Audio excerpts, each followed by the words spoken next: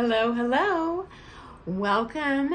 Today, I would like to answer a question from my friend Bruce about what I feel are the most effective marketing tools for promoting either your dance studio or your dance lessons, okay?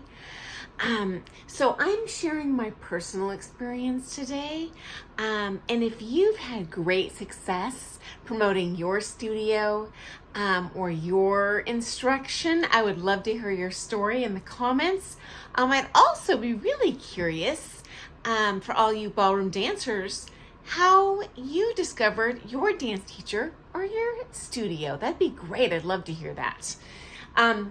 So in my experience, the number one marketing tool for me by far has been word of mouth, and quite possibly equal to that, word of eye, meaning people see my students, they see them kick booty in a comp and improving, and they're like, where do you take dance lessons? And I've got most of my students that way, honestly. Though, you know what, you do not have to be a competitive teacher. If you do a great job teaching, if your students enjoy taking lessons from you, if you provide a positive learning environment, you will build, okay, guys? And you'll build by word of mouth, which, again, my experience is the most effective by far. Not to mention, it's free. And I'm not saying it's good because it's free, though that's not a bad thing, but it's definitely effective, okay? My next suggestion is to pay a professional to craft a custom website for you, okay? It's not that expensive to, purchase a domain name and hosting and such. It's well worth that money, I promise you. I would update it daily. Firstly, so that viewers just know that you're still in business, because the reality is dance teachers come and go, dance studios come and go. And secondly, possibly more importantly, when you're dealing with the internet, there's something called spiders that search the web every day and visit websites. And they determine which websites will show up first in a search engine when someone, for example, types in ballroom dance class Cincinnati, and they'll pop up a bunch of websites, and what the spider predicts is going to be most useful to that viewer, okay? So if you update daily, those spiders are much more likely to put your website higher up in the organic search engine presence. Anyone can pay to be top, search engine search it for a criteria. I could put a plumber's business up there, but you really, as a ballroom dance studio, have a very niche market, and you're looking for a very specific client who's looking for dance lessons in your city. Okay, my next recommendation is not to go with a generic blueprint like Wix.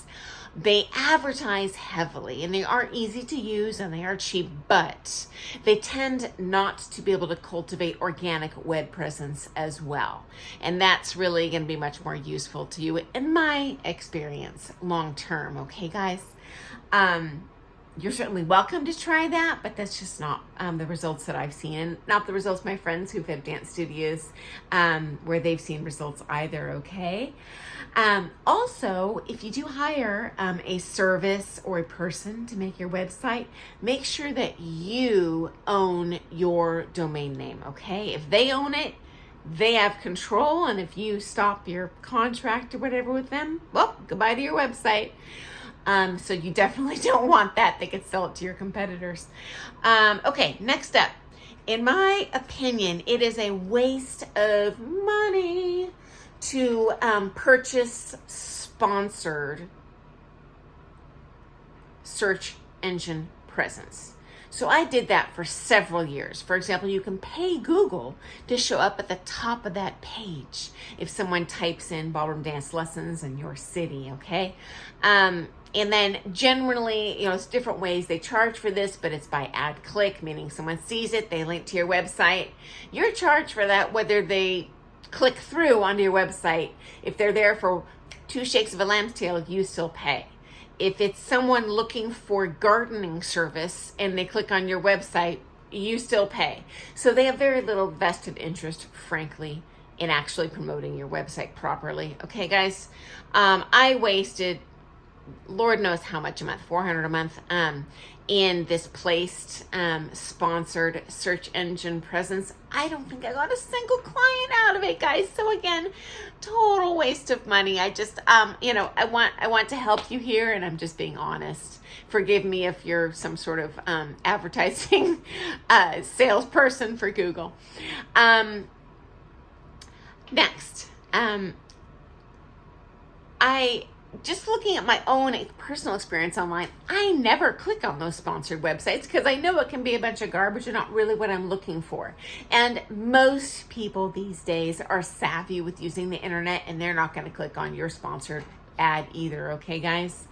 I did get some good results on Facebook advertising, which I thought was interesting. And my theory is because you can pretty effectively target your own audience.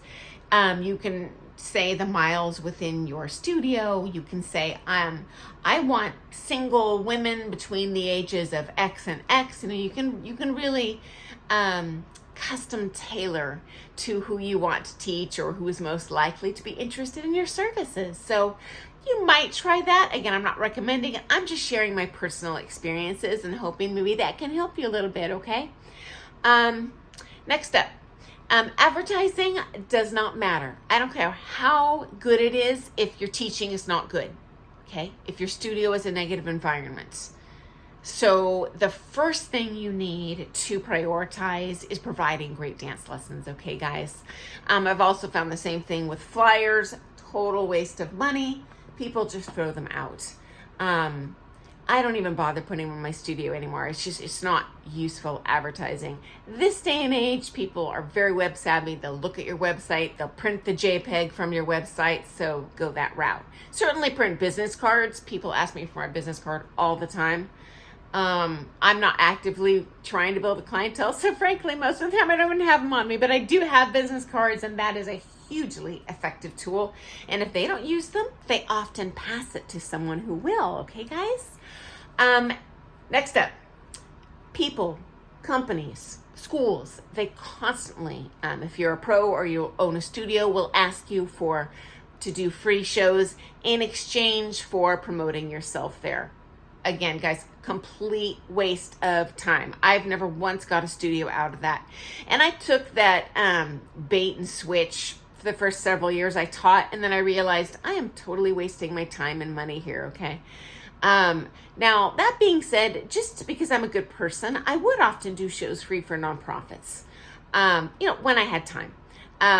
But I want to save you that hassle. If someone contacts your studio and wants free shows, heck yeah, I'll send you amateur students and they get something out of it because they need that floor time, and performing under pressure is great for them. But for me, building a business, this has just not been effective. I don't think I've got a single student out of that ever. Okay. Next up, something I do find to be helpful has been performing at local dance studios or local dance clubs or competitions. So if you perform at a local comp, you probably already are championship level pro and have full clientele, but that has been very effective for me. But here's the downside. Assuming you are an excellent teacher, championship level teacher, other studios probably aren't going to want you there and not going to welcome you because they know your students will switch to you when they see your awesome dancing and your students' awesome dancing. But local nonprofit clubs like USA Dance, I'm sure they'd love to have you for free.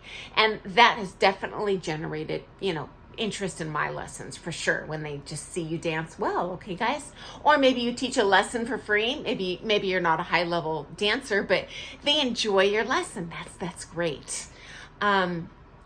So I am getting to that 10-minute mark already, guys. So I'm going to post a part 2 on this tomorrow because I definitely have a lot of helpful suggestions for you to spread the joy of ballroom dance and promote yourself as a teacher or a studio. Okay, guys, have an awesome day. See you in the morning. Doodles.